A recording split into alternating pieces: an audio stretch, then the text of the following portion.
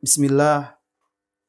Assalamualaikum warahmatullahi wabarakatuh.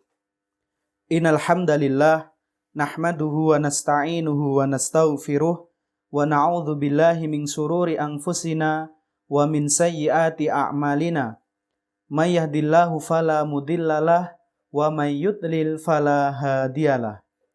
Asyhadu an la ilaha illallah wahdahu la syarikalah wa asyhadu anna Muhammadan abduhu wa rasuluh la nabiyya wa la rasula ba'dah.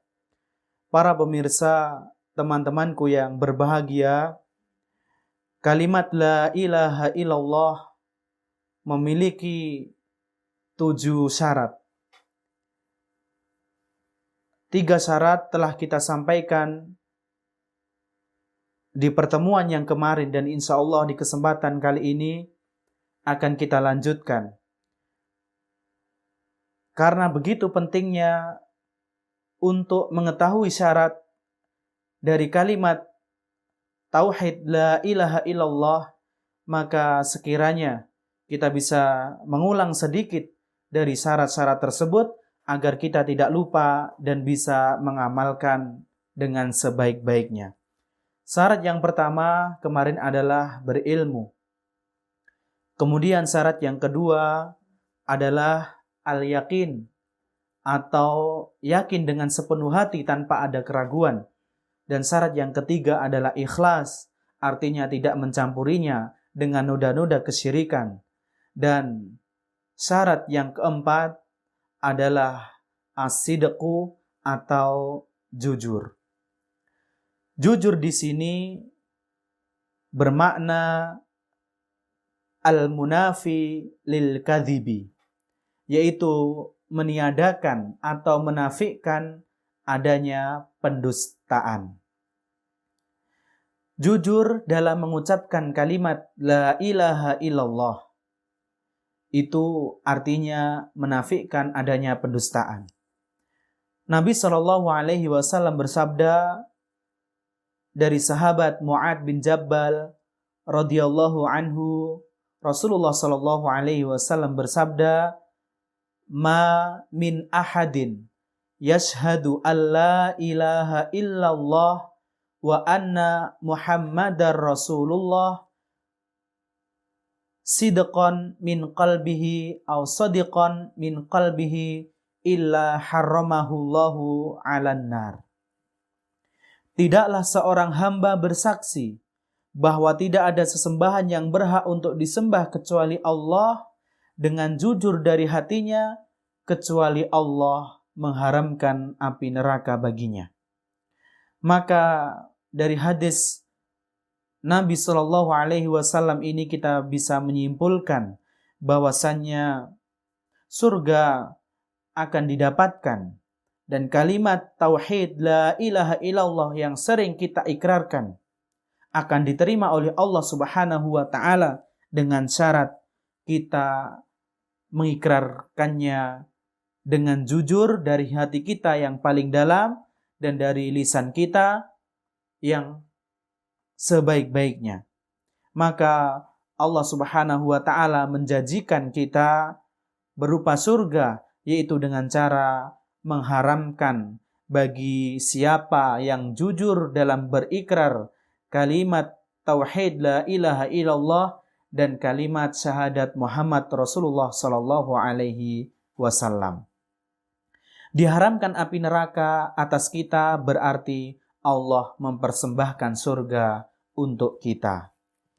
Kemudian syarat yang kelima adalah al-mahabbatu atau cinta. Cinta di sini artinya adalah al-munafiyatu lil bughdi atau menafikan adanya kebencian. Mencintai kalimat tauhid yaitu la ilaha illallah artinya adalah mencintai isinya, mencintai lafadznya, mencintai makna yang terkandung di dalamnya, dan mencintai ahli tauhid atau orang-orang yang berikrar kalimat tersebut yang mengamalkan tuntutannya. Oleh karena itu, mencintai kalimat tauhid ini merupakan bentuk kecintaan kita kepada Allah Subhanahu wa ta'ala.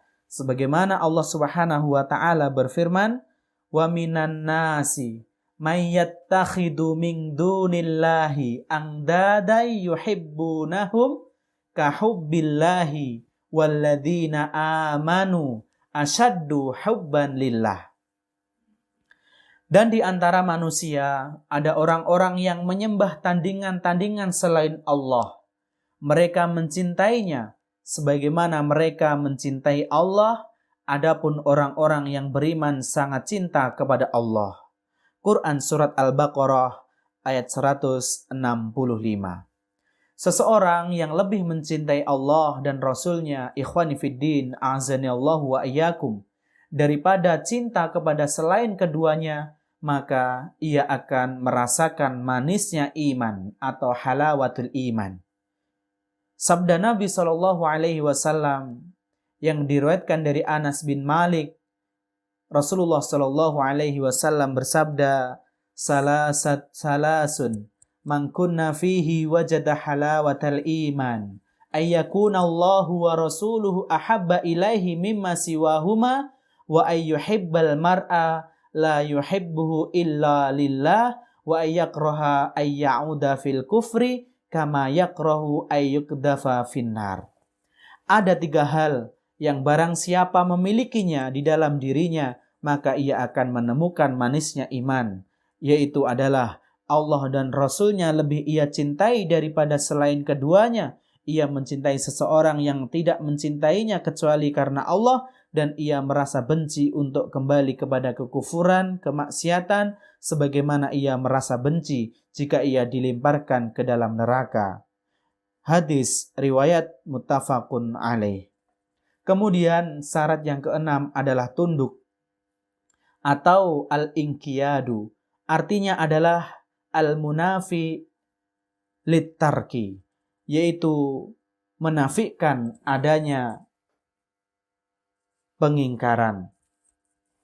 Menerima seluruh konsekuensi dari kalimat tauhid la ilaha illallah itu sama halnya disebut dengan ketundukan.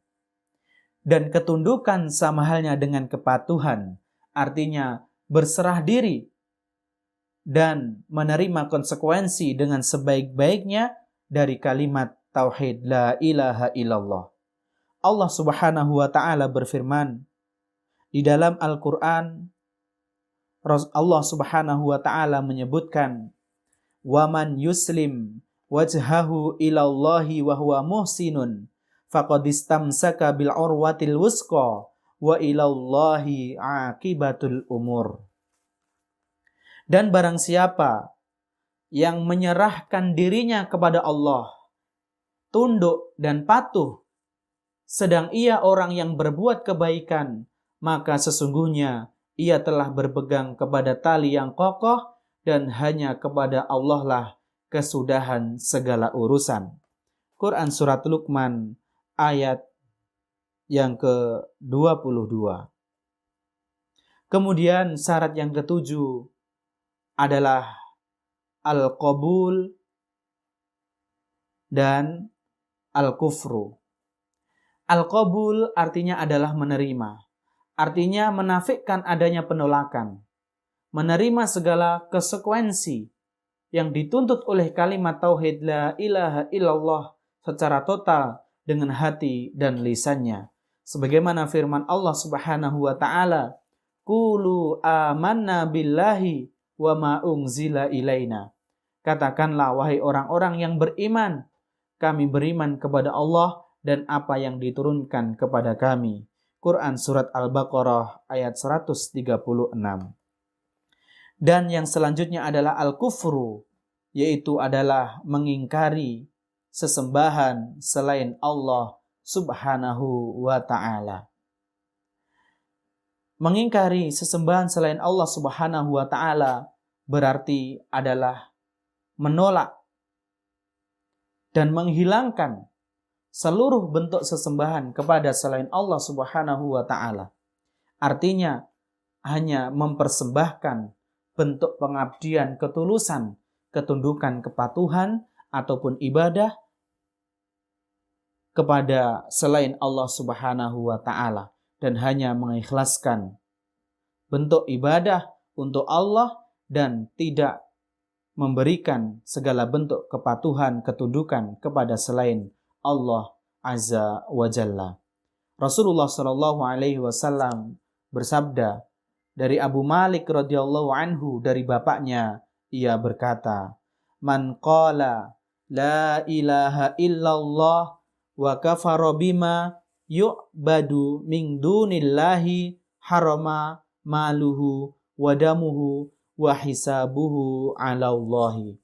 Barang siapa yang mengucapkan la ilaha illallah, tidak ada sesembahan yang berhak disembah dengan benar kecuali Allah, dan ingkar terhadap sesembahan selain Allah, maka haram mengambil hartanya dan darahnya, sedangkan perhitungannya nanti di sisi Allah Subhanahu wa ta'ala. Hadis riwayat Muslim. Ikhwan fiddin, a'azinallahu wa ayyakum. Demikianlah 7 syarat la ilaha illallah. Semoga Allah Subhanahu wa ta'ala bisa mempermudah kita untuk mengamalkannya, dan perlu kita ulangi lagi bahwasanya syarat dari kalimat la ilaha illallah yang harus terpenuhi, tidak ada satupun yang menanggal, tidak ada satupun yang tidak terpenuhi, sehingga kita benar-benar menjadi muslim dan mukmin yang benar-benar beriman kepada Allah Azza wa Jalla. Syarat yang pertama adalah berilmu. Kemudian yang kedua adalah yakin. Kemudian yang ketiga adalah ikhlas.